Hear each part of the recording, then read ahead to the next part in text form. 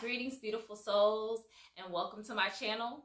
If you are new to this space, my name is Goddess Ebony Q, and here in this beautiful, authentic space, we explore soul liberation, womb wellness, and spirituality through the lens of belly dance, reading, books, literature, meditation, and everything else expansive.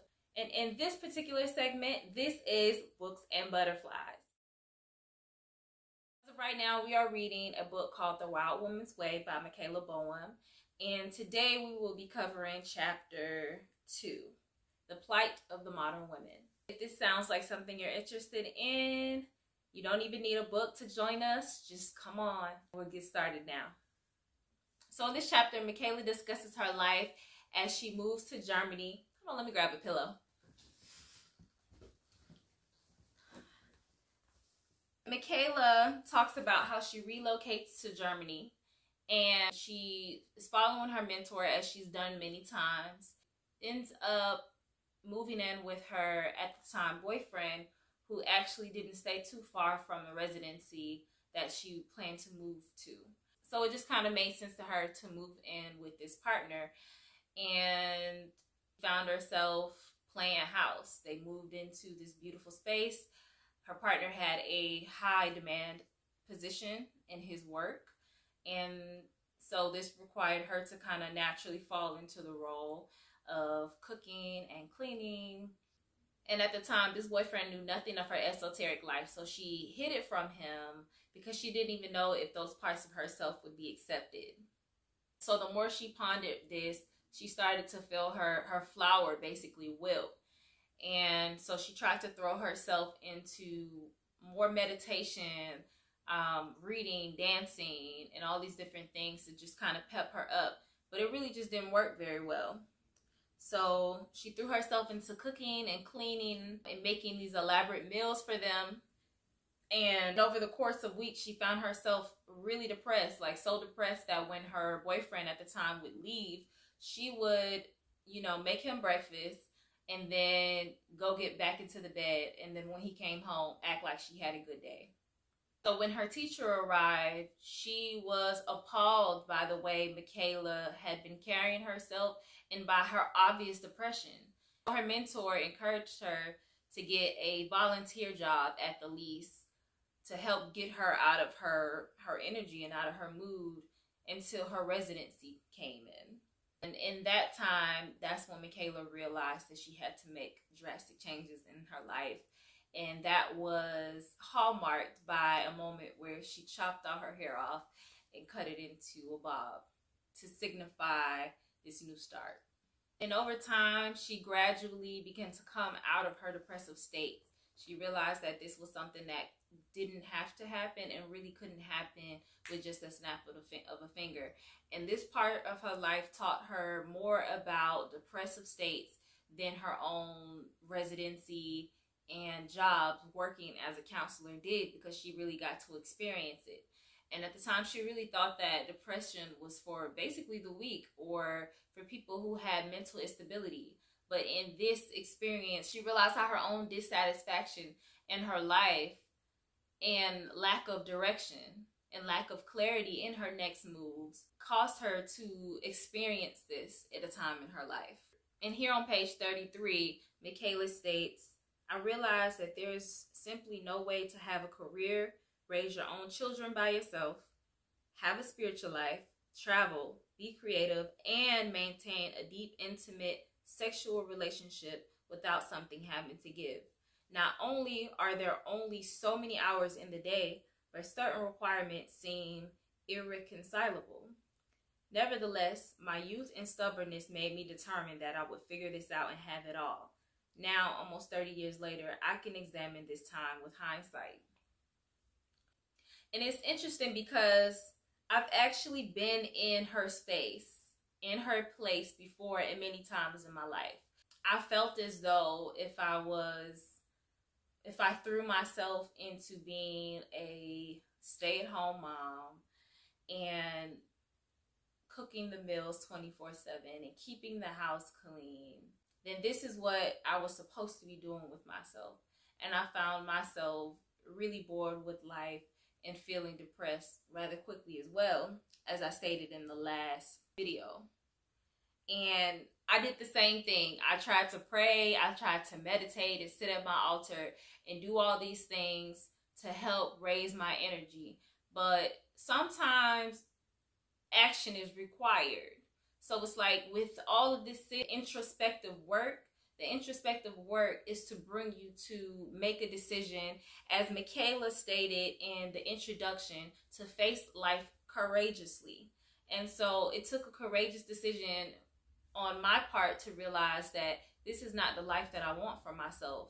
I do want to be present for my children. Like, I really feel her on this because I want to be present for my children. I want to be able to provide nutritious meals for my family.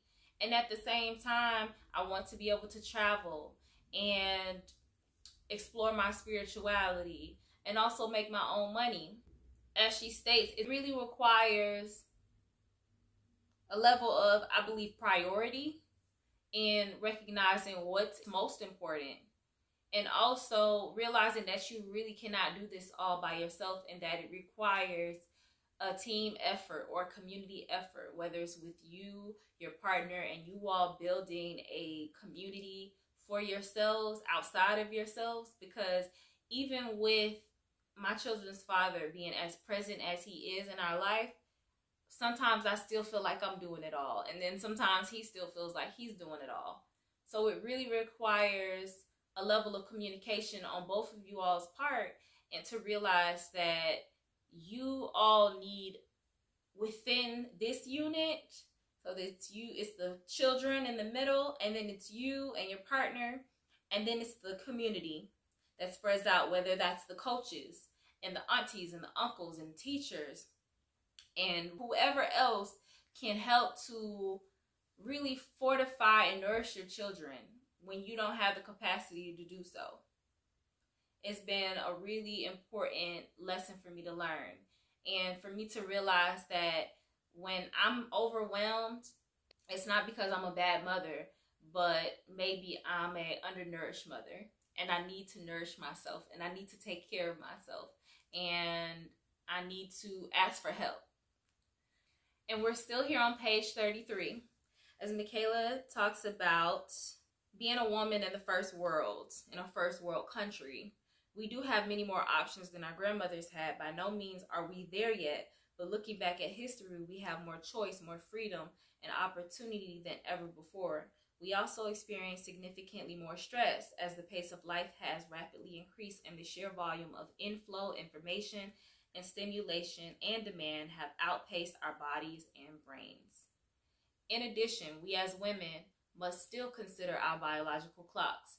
We are among the first few generations who can choose when we want to get pregnant.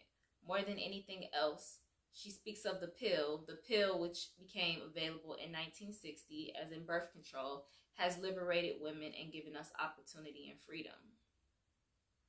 Not only were some of our mothers and even some of our grandmothers free to have sex when they wanted, with whom they wanted, without having to fear unwanted pregnancy, most importantly, they could suddenly make choices about their careers and lives as well.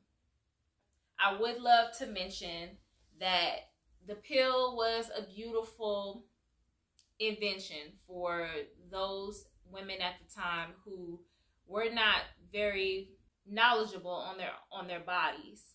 So the pill allowed them to have these careers and to control when they got pregnant. However, the pill is not the only way to be sovereign over your own body and to decide when you would like to bear children or not bear children. However, at the time, the education wasn't there because we had gotten so far away from our wild woman way, our primitive, innate ways of knowing ourselves. So here in this section and in this portion, I would like to list a few alternatives to taking a birth control pill or shot. One way is getting in tune with the rhythms of your body. And this is by cycle tracking. Your body is always moving through a cycle, and that within that cycle are 4 phases.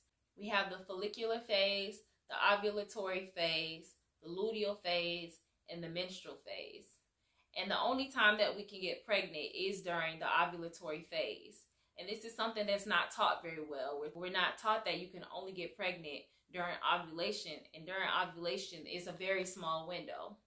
So if you can track when you're ovulating, then you know to use extra precautions during that time in order to not get pregnant. Of course, condoms is an option for sure to reduce the chances of you getting pregnant. You can track your cycle to see when you are ovulating so that you do not get pregnant. A way of doing this is by getting a basal temperature thermometer. And during ovulation, your body temperature rises. So by getting up every day and consistently tracking your different temperatures at the different phases of your cycle, you'll start to realize when you are ovulating, because your temperature will be just slightly bit higher. You have to get a basal temperature thermometer. You can't use a regular thermometer because it's not even by a whole number that your temperature increases. So that is one way. Another way is by knowing your fluid, your cervical fluid. I don't want to turn this into a full-on menstrual education video because we are talking about the wild woman's way. However, I just wanted to make it known that there are more ways to prevent pregnancy outside of just using oral contraceptives or pharmaceutical medicines. So as we veer back to our book, Michaela goes on to say, we'll go into the details of various aspects of relationships in a later chapter, but one of the main challenges lies in the simple fact that work, life, and romantic life require diametrically opposite dispositions. When every day, all day is filled with doing, coping, and striving, we take on the corresponding psycho-emotional asana in our nervous system. I'll call it an asana, which is a term used for postures in yoga, because the ways that we posture ourselves create habit. So as in yoga, we can change in and out of postures at will if we know what our options are. Whatever we do in our day-to-day lives forms the shape of our habits, physically, emotionally, and mentally. Daily push to get things done, focus, and direction all create a shape, a habit pattern of posture, emotional content, and external behavior that gets stronger with the practice of doing it every day. I love this, that she mentions this, because there's this saying that I've heard many times, and I hear women say it, and they'll say, for the right man, I'll do X, Y, and Z. For the right man, I'll be a wife. For the right man, I'll be more feminine. But every step that we take in our lives and every decision that we make is an asana. And with that asana, we start to posture ourselves. We build up, like she said, our psycho-emotional world. If we want to be postured in a certain way to have a softer life, we have to create that softer life through the choices that we make, through the actions that we take. We have to posture ourselves to be the women that we want to be, not just for a man or for a relationship, but for ourselves. Because in that, we begin to create our reality, to manifest and let the universe and God know that we are ready for this relationship. Because if we get this relationship and we're not postured in a way to receive it, we A, won't recognize it, B, will repel it, or C, we won't know how to function in this relationship. Michaela continues on by saying, when it comes to engaging with our partners, this is page 37, or potential partners, our energetic romantic muscles are not sufficiently trained, and we are not able to shift easily into the mode that allows for romance, connection, intimacy, and pleasure. So understanding the dynamics of attraction, along with training the body to be able to assume go as well as flow modes fluidly, allows us to realistically have both a career and a relationship. There's this idea of polarity. Sometimes we think of masculine and feminine as being two different things, but they are on the same pole of existence. And so if you're in a relationship, it's almost like magnets. So if you're in a relationship and you're leaning more towards your masculine, then it leaves empty space for your partner to lean more into the feminine, like to fill that space or to fill that void, kind of like a yin yang situation happening. But if you're leaning more into your feminine, you leave more space for your partner to lean more into and fill the space of masculine. And what happens is, in order for there to be magnetism and for you all to still be attracted to one another and for things to flow harmoniously, there has to be that yin yang complementary situation happening. But if not, if you're more in your masculine and yet your partner is holding to stay in their masculine, you guys are going to repel each other. And this is how we repel the things that we want. Because we say that we want them. We have this idea of seeing it to believe it, but you really have to believe it and you really have to be it to see it. So if we want the relationships and the life, soft life era, I've heard that so many times, but whatever it is that you want, if you want that in your life, you have to be positioned to receive that. That means you have to start making the changes now to attract the things that you want. Otherwise, the lifestyle that you live will repel everything that you desire. So we'll continue on page 38 now. So how do we make choices? And how do we know these are the best choices for us? As with most women's issues, opinions and information diverge greatly on this. On one hand, the message is that we should not squander the opportunities our mothers and grandmothers fought so hard for, that we should lean in and claim positions of power and forge a strong career path. But on the other hand, there's the not so subtle anymore promise of a glorious domestic life expressed in various ways, the DIY fantasies of Pinterest, the simple living movement, the green urban farmstead backyard, chicken hipster life, and the numerous chic lifestyle brands and websites enticing us to make beautiful, nutritious meals, buy products, and participate in treatments for a radiantly healthy body and create a beautifully decorated home. Coupled by the strong influence of social media these days. So now we're comparing our lives to Instagram and Facebook posts. And Michaela calls this lifestyle porn. And she says it's as dangerous and detrimental as the real thing. The aspirational depiction of what life supposedly should look like is as harmful to women's development as actual porn is to men's. And it creates realistic expectations, programs a fantasy view of life, and numbs us to the real thing. At best, it might provide inspiration, but at worst, it leaves us with a feeling of constant lack and insecurity. But the upside to this is that we do live in a time and age in which we no longer need to conform nearly as much as the previous generations did. So we're exposed to more information, education, opportunities. We can work from home, pursue entrepreneur enterprises, create our own YouTube channels, and have intimate relationships that are less traditional and create our lives in many alternative ways. If you know who you are, these options can help you tremendously. Knowing what you are about and what you want from your life is the first step in making empowered choices. I'm going to repeat that because I feel like that's important. That is one of the most important things in this entire chapter for me. Knowing who you are, knowing what you're about and what you want from your life is the first step in making empowered choices. And this is where the wild woman comes in. The wild woman is about connecting to your instinctive nature, your true expression. It means tuning in to your body's rhythms, listening to your instincts, and honing your unique way of moving through the world while availing yourself of the age-old wisdom that lies within the collective feminine consciousness. It takes courage to uncover this wildness and to see through the conditioning and programming of modern life. But when you're able to listen to the signals of your body and include your intuition and your conscious mind in the decision-making process, all aspects of your being become involved, and previously hidden caches of information and guidance emerge from within.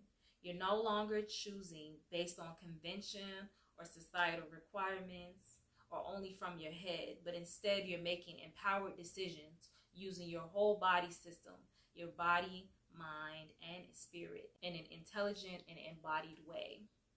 And that is the end of the second chapter. So the homework for this chapter is to take a moment and begin to envision the life that you want. But I'd like for you to take it a step further. So take a few minutes to envision the life that you desire and the life that you know you're deserving to have. And then from there, envision the you that you have to be that person, to have that life. And if you were in that life right now, what would you feel like? What would you look like? What would you do every day? How would you dress? What would you eat? What time would you go to bed? Start to really immerse yourself in the closet of your mind or in the closet of your womb. Start to immerse yourself in that experience. And from there, for the next week at least, give yourself a 7-day challenge. I want you to begin to apply one of those things to your life right now. So whatever it is, how small it is, whatever it is that you would do. If you say every day, if I was in a better space, I would get up and drink a smoothie every day. I would get up and make myself a smoothie every day. Then I want you to, for 7 days, get up and make yourself a smoothie. If you would go get your nails done weekly, then I encourage you to get your nails done once throughout this challenge at least. To just get in the mode of being who you say that you are in order to call in the life that you want. If you say, I'll be a kinder person, I'll be a more social person, then take opportunities throughout your day to be more kind. Or take opportunities throughout your weekend or your week to be more social. But start to truly embody who that person is and see how you feel. Well, thank you so much for joining me for this reading of Chapter 2, The Wild Woman's Way by Michaela Boehm. If you'd like to purchase the book, then I recommend you check out a local bookstore first. But if you're unable to find it at a local bookstore, you can purchase the book by clicking the link below in my description box, and it will take you to Amazon. You can either purchase the Audible if you don't have time to physically read with your eyes, or you can purchase the actual paper copy. Through clicking my link, I'll get a small percentage for your purchase, and consider that as a little thank you to me for taking the time to read through this book and bring you this information. Always, I'm so grateful for every contribution, and I will see you for Chapter 3 of The Wild Woman's Way. Until next time, peace and love, my beautiful butterflies.